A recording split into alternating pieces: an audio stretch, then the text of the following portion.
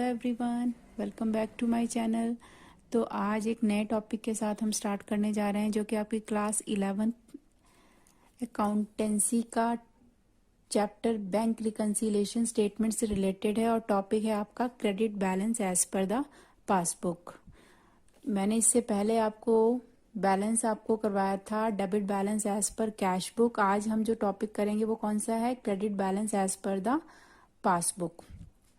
तो टॉपिक को एक्सप्लेन करने से पहले अगर आपने अभी तक मेरे चैनल को सब्सक्राइब नहीं किया, please subscribe my channel and if you like my video then press the like button. तो चलिए स्टार्ट करते हैं। तो आज का जो टॉपिक है वो आपका लेक्चर 3 है। मैं इससे पहले भी बैंक रिकंसिलिएशन स्टेटमेंट से रिलेटेड 2 वीडियोस एक्सप्लेन कर चुकी जो कि थ्योरेटिकल भी थे और न्यूमेरिकल भी थे। और अगर आप ये वाला वीडियो दे रही हैं तो मेरे प्रीवियस इस चैप्टर से रिलेटेड प्रीवियस जो वीडियोस हैं उनको देखिए ताकि आपके जो कंसेप्ट्स हैं वो क्लियर हो जाएं। तो स्टार्ट करते हैं। तो यहाँ पर मैंने एक न्यूमेरिकल क्वेश्चन लिया है credit balance as per the passbook का। मीन्स क्रेडिट बैलेंस पासबुक का जब क्रेडिट बैलेंस के अकॉर्डिंग गिवन होता है आपको न्यूमेरिकल क्वेश्चन में, तो आपको उसको कैसे सॉल्व करना है। तो मैं एक क्वेश्चन ले रही हूँ जो आपको स्क्रीन पे दिखाई दे रहा होगा। क्वेश्चन में गिवन है prepare bank reconciliation statement from the following particulars on 31 जुलाई 2018। आपको क्या प्रिपेयर करना है, बैंक रिकंसिलिएशन स्टेटमेंट। तो मैंने ऑलरेडी फॉर्मेट बना रखा है। आपको हेडिंग क्या डालनी है, बैंक रिकंसिलिएशन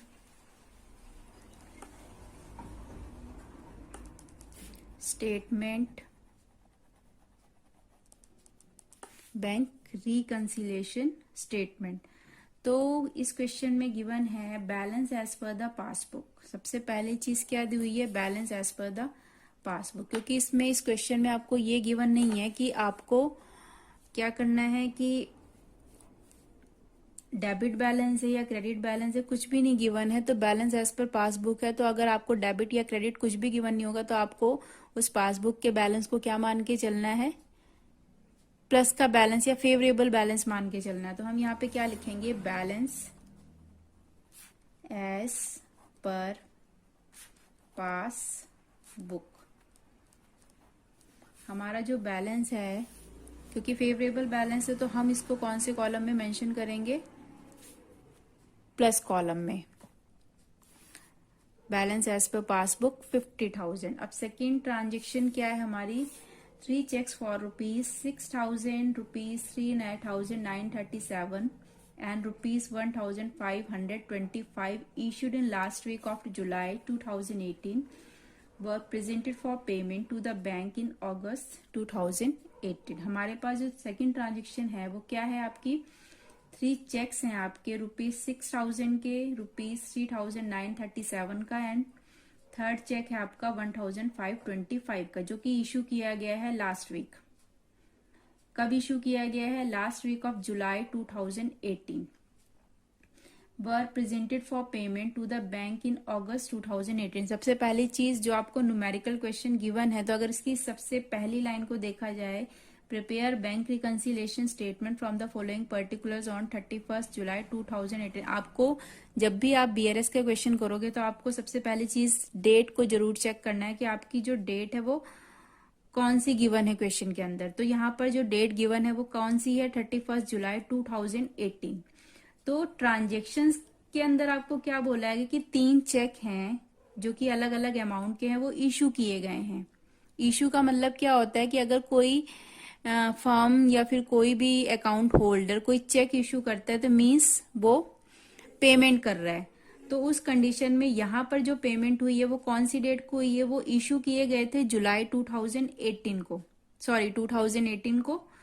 और जो बैंक में प्रेजेंट कब हुए, ये नेक्स्ट मंथ।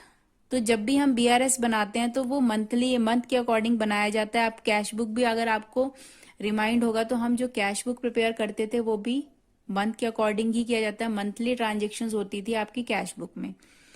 तो क्योंकि हम मंथ वाइज कैश बुक को प्रिपेयर कर रहे हैं, कैश बुक को मैच कर रहे हैं, तो यहाँ पर 31 जुलाई के बाद वो इशू प्रेजेंट किए गए हैं किसके लिए, पेमेंट के लिए। लेकिन कैश बुक से तो ऑलरेडी वो कब कौन सी डेट को इशू हो गए थे, जुलाई में। आपकी कैश बुक से चेक ऑलरेडी, अब यहाँ पे ये चीज समझनी है कि जो चेक था हमारा, ध्यान से देखिएगा, जो चेक था हमारा वो आपका 31 जुलाई या 31 जुलाई नहीं बोल सकते हैं, जुलाई 2018 को ही हमने क्या कर दिया था, इशू कर दिया था, ठीक है। लेकिन ये तीनों ही चेक, 3 चेक्स थे आपके जुलाई 2018 को इशू कर दिए गए थे। इशू करने के बाद ये 3 चेक्स प्रेजेंट कब हुए, अगस्त में। अब ये प्रेजेंट कब हुए हैं, अगस्त में। हमने इशू कर दिया था ऑलरेडी इसको जुलाई में, लेकिन प्रेजेंट कब हुए हैं ये, अगस्त में। मींस यहाँ पर जो पहली चीज समझने वाली है कि अगर कोई कैश बुक में एंट्री अगर जुलाई में हो रही है तो हमारी पासबुक में भी एंट्री, क्योंकि हम यहाँ पे क्या कर रहे हैं, हम दोनों को मैच कर रहे हैं। अगर कोई एंट्री कैश बुक में, अगर कोई एंट्री जुलाई में हो रही है तो हमें पासबुक में भी एंट्री कब करनी है, जुलाई में करती। लेकिन यहाँ पर कैश बुक में तो जुलाई में होगी, बट पासबुक में जब उसे एंटर किया गया तो मंथ कौन सा था, वो अगस्त। उस वजह से यहाँ पे डिफरेंस क्रिएट हो गया है, ठीक है।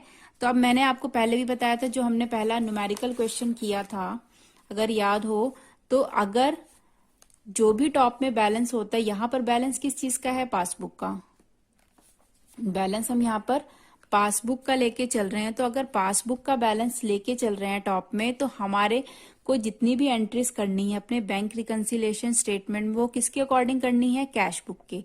अगर पासबुक का बैलेंस है तो हमें कैश बुक के अकॉर्डिंग अपनी सारी ट्रांजेक्शन्स को करेक्ट करना है। अगर यहाँ पर टॉप में बैलेंस कैश बुक का है तो हमें जितनी भी ट्रांजेक्शन्स करनी है वो किसके अकॉर्डिंग करनी है, कैश बुक के। तो यहाँ पर क्योंकि पासबुक का बैलेंस है, तो जो हमारी फर्स्ट ट्रांजेक्शन है 3 चेक्स इशूड, यहाँ पे लिख लेती हूँ 3 चेक्स इशूड बट प्रेजेंटेड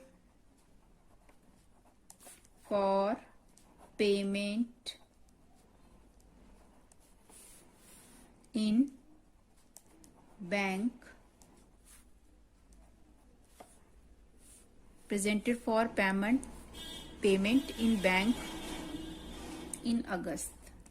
यहाँ पे बोल सकते हैं कि हमने 3 चेक्स इशू तो करे, बट प्रेजेंट कब हुए पेमेंट के लिए, बैंक में, अगस्त में। तो अब यहाँ पर सबसे पहली चीज क्या समझनी है, हमारे यहाँ पे चेक कौन कौन से हैं, 3 चेक्स है हमारे, 3 चेक्स है। पहला चेक है हमारा 6000 का, दूसरा चेक है हमारा 3937 का, और थर्ड चेक है हमारा 1525 का। अब यहाँ पर ये जो तीनों ही चेक है, अब इसमें ये नहीं मेंशन किया होगा कि अलग अलग चेक अलग अलग डेट पे ऐसे एज ए पे हुए हैं बैंक से। तो तीनों ही चेक अगस्त में पे हुए हैं, तो हम टोटल अमाउंट निकाल लेंगे, जो कि कितनी हो जाएगी हमारी 6,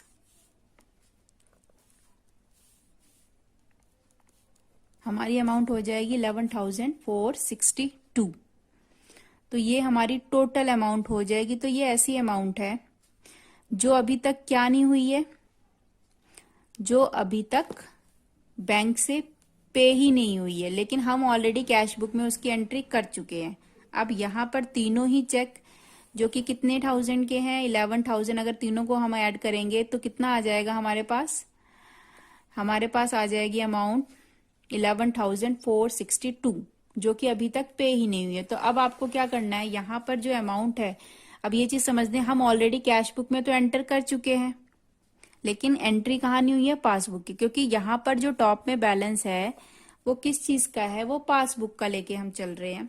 तो हमें कैश बुक के अकॉर्डिंग चलना है। अगर कैश बुक ने ऑलरेडी एंट्री कर दी है तो हमें भी एंट्री कर देनी है। तो यहाँ पर 3 चेक क्या थे हमारे, हम ऑलरेडी उसे क्या कर चुके थे, इशू कर चुके थे। कैश बुक ऑलरेडी उसे इशू कर चुकी थी, तो हमें भी क्या कर देना, उसे हमें कैश बुक के अकॉर्डिंग एंट्री कर दिया। अगर कैश बुक से वो माइनस हो चुके हैं तो हमें भी क्या कर देना है, उसे माइनस कर देंगे। तो यहाँ पर जो अमाउंट है 11,462 की, उसे आप कौन से कॉलम में मेंशन करोगे, माइनस कॉलम में, ठीक है।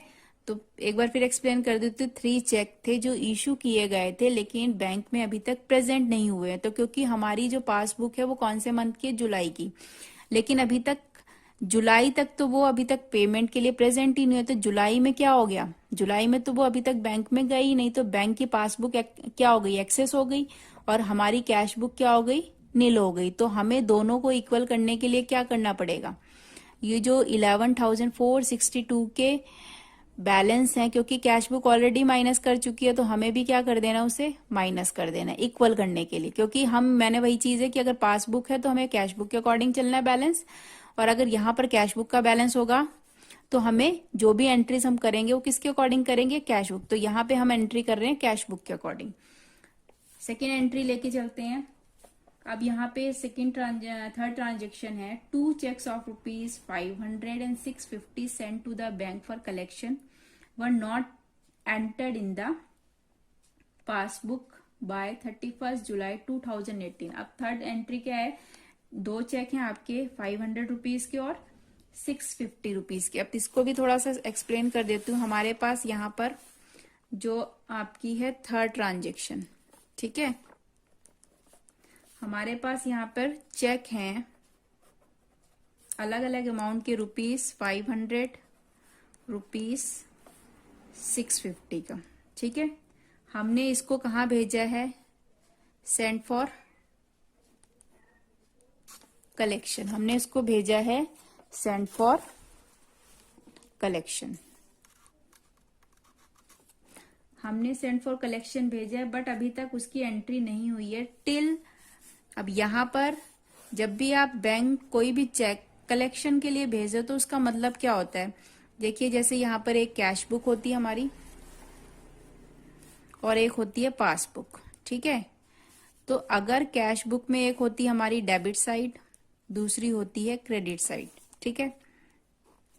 तो कैश बुक में अगर कोई चेक कलेक्शन के लिए भेजा गया है तो इसका मतलब ये है कि कैश बुक में उसको पहले यहाँ पे ऐड कर दिया गया है। उस चेक को कलेक्ट करने से भेजने से पहले हम ऑलरेडी ही उसको यहाँ पर ऐड कर चुके हैं, ठीक है। उसके बाद उसको कलेक्शन के लिए मीन्स ऑलरेडी हम उसको डेबिट कर चुके हैं, ऐड कर चुके हैं उसकी अमाउंट। उसके बाद हमने कलेक्शन के लिए भेजा, कहाँ भेजा हमने, बैंक में। लेकिन बैंक में क्या हुआ, आगे एंट्री क्या है, were not entered in the passbook by 31 जुलाई 2018। लेकिन 31 जुलाई तक हम तो यहाँ एंट्री कब कर चुके हैं, 30 या बोल सकते हो आप जुलाई में उसकी एंट्री हो चुकी है। लेकिन यहाँ पर जुलाई मंथ में तो कोई एंट्री नहीं हुई। अब यहाँ पर 31 जुलाई तक जो भी चेक यहाँ पे प्लस किए गए थे यहाँ पर उसकी कोई एंट्री नहीं हुई है। तो उस कंडीशन में अब पहली चीज तो ये है कि ये दोनों ही अनइक्वल हो गए हैं, मिसमैच हो गए हैं। पासबुक में वो ऐड नहीं हुई है अमाउंट, हमारी कैश बुक में वो ऑलरेडी ऐड हो गई। तो इस कंडीशन में क्या हुआ, हमारी पासबुक तो बैलेंस कम हो जाएगा और कैश बुक में बैलेंस एक्सेस हो जाएगा। पहली चीज हमें ये क्या होगी, इक्वल करनी है। इक्वल करने के लिए, क्योंकि मैंने आपको बताया कि अगर यहाँ पर बैलेंस हम पासबुक का लेके चल रहे हैं तो हमें सारी एंट्रीज कैश बुक के अकॉर्डिंग करनी, क्योंकि हम यहाँ पर कैश बुक में उसको प्लस मान के चल रहे हैं। तो हमें जो एंट्री करनी है इन 2 चेक्स की, अगर कैश बुक प्लस कर रही है तो इसको इक्वल करने के लिए हमें यहाँ पर भी ये 650 और 500 के जो चेक थे उसको भी हमें यहाँ पे प्लस मान के चलना है। और उसको प्लस करने के लिए हमें जो भी बैंक रिकंसिलिएशन स्टेटमेंट है उसमें भी हमें इसको क्या करना पड़ेगा, प्लस करना पड़ेगा। क्लियर। तो ये थी आपकी एंट्री। देखिए अब यहाँ पर जो सेकेंड एंट्री है, 2 cheque sent for collection but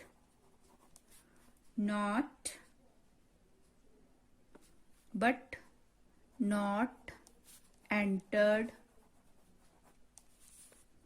in the passbook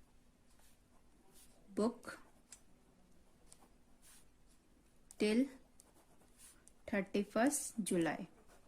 means 31 जुलाई तक हमारी कोई एंट्री नहीं हुई। तो अब यहाँ पर 2 चेक कौन कौन से, एक तो हमारा 650 का है और दूसरा कौन सा है, 500 का। तो इन दोनों की ही अमाउंट को आपको ऐड करके लिख देना है, जो कि कितना आएगा आपका 650 और हमारी 500 की अमाउंट को अगर हम ऐड करेंगे तो हमारा आएगा 1050 रुपीज। ठीक है, अब थर्ड एंट्री देखिए, the bank charge ₹460 for its commission. Bank ने चार्ज किए हैं 460 रुपीज उसके कमीशन के। ठीक है, थर्ड एंट्री अगर देखें तो बैंक ने क्या चार्ज किया है हमें, कमीशन चार्ज किया है, सॉरी हाँ कमीशन चार्ज किया है हमारा 460 रुपीज का, and allowed interest of ₹100 which were not mention in the bank column of the cash book, जो कि अभी तक कैश बुक पे रिकॉर्ड नहीं हुआ है। पहली चीज तो ये समझ लो कि अगर बैंक कोई ट्रांजेक्शन करता है और कैश बुक में उसकी कोई एंट्री नहीं होती है तो मीन्स कैश बुक में कुछ भी एंटर नहीं हुआ है, पासबुक में एंट्री हो गई है। तो क्वेश्चन के अकॉर्डिंग, क्योंकि पासबुक के बैलेंस को लेके चल रहे हैं, हमें कैसे चलना है, कैश बुक के अकॉर्डिंग। कैश बुक अगर प्लस कर रही है तो प्लस कर दो, कैश बुक माइनस कर रही है तो माइनस कर दो। तो पहली चीज ये है कि जो बैंक चार्जेस होते हैं, ठीक है, bank charge ₹460 for its commission. Bank ने चार्ज किया है, चार्ज का मीनिंग होता है माइनस किया है। कितने रुपीस, 460 रुपीज। तो 460 रुपीज अगर पासबुक में माइनस हुआ है लेकिन कैश बुक में क्या नहीं हुआ है, वो तो माइनस नहीं हुआ है, तो उसको क्या करेंगे हम। अब पहली चीज समझ लेते हैं, हमारे यहाँ पे बैंक चार्जेस थे, बैंक चार्जेस थे हमारे कितने रुपीस के, 460 के। ठीक है, ₹460 के। और दूसरी चीज थी जो कि कमीशन के थे, बैंक चार्जेस कमीशन। उसने क्या चार्ज किया है, कमीशन 460 रुपीज का, और इंटरेस्ट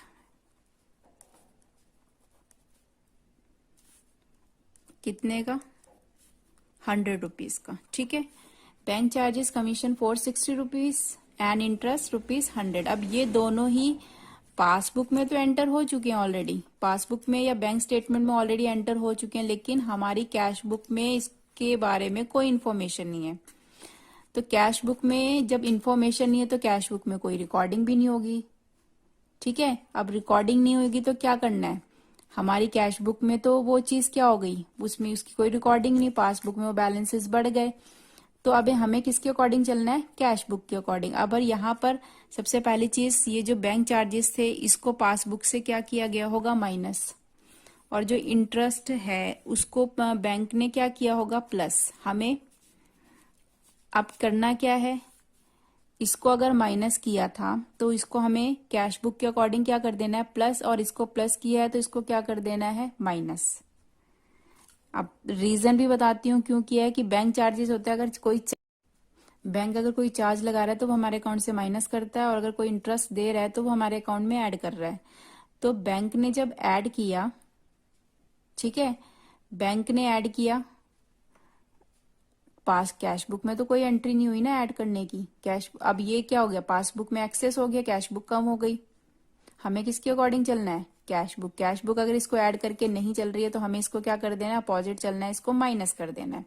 ठीक है, और अब जैसे ये थे बैंक चार्जेस को माइनस किया, लेकिन कैश बुक में से तो कुछ नहीं माइनस हुआ, ऑलरेडी एक्सेस चल रही है, तो इसको ऐड कर देना है। क्लियर। थर्ड एंट्री लिख लेते हैं, हमारी एंट्री क्या है, bank charged commission, bank charge commission 460 rupees उसने, तो बैंक चार्जेस हो गए कमीशन, बैंक चार्ज कमीशन 460, जो कि हम क्या करेंगे, प्लस करेंगे, and allowed interest that is taken in minus column. क्योंकि कैश बुक में क्या हुआ था, कैश बुक में जो भी चार्जेस थे, अगर कैश बुक क्या नहीं कर रही है, उसको माइनस नहीं कर रही है, तो हमें भी उसको ऐड कर देना है। और अगर कैश बुक कोई इंटरेस्ट क्या नहीं कर रही है, मीन्स अगर हमारी कैश बुक से कुछ भी माइनस नहीं हुआ तो हम उस चीज को हम ऐड कर देंगे। कैश बुक से कोई चीज प्लस हुई है तो हम उस चीज को माइनस कर देंगे, हम अपोजिट चलेंगे। ठीक है, दोनों के बैलेंस को इक्वल करने के लिए। ठीक है, अब उसके बाद आपको क्या करना है, प्लस कॉलम और माइनस कॉलम के बैलेंस को क्या करना है, टोटल करना है। तो यहाँ पर क्या करेंगे, हम दोनों साइड्स को क्या कर लेंगे, टोटल कर लेंगे। तो जो टोटल आएगा वो आपका आएगा 562 आ जाएगा आपका माइनस कॉलम का, और इस साइड का जो टोटल आएगा आपका 11। तो हमारा जो प्लस कॉलम का बैलेंस है वो कितना आ जाएगा, 51,610। ठीक है, अब आपको करना क्या है, अब इन दोनों के ही प्लस वाला कॉलम एक्सेस है और माइनस वाला कॉलम कम है, तो अब इन दोनों का 8 आएगा। ठीक है, और यहाँ पे आ जाएगा इसका टोटल 51610, ये हमारा क्या आ जाएगा, इसका टोटल। तो ये जो आपका बैलेंस आया है 40,048, ये क्या होगा बैलेंस, अगर टॉप में बैलेंस पासबुक का है तो हमारा आंसर क्या आएगा, balance as per cash book, जो कि कितना आ रहा है हमारा 40,048। ठीक है, 40,048 रुपीज हमारा क्या आ रहा है, balance as per cash book, जो कि यही आंसर है। तो आई होप सभी बच्चों को अच्छे से समझ में आ गया होगा। तो अगर आपको ये पसंद आया है तो do like, share and subscribe my channel. Till then bye everyone, मिलते हैं नेक्स्ट वीडियो में। Thank you so much for watching, bye.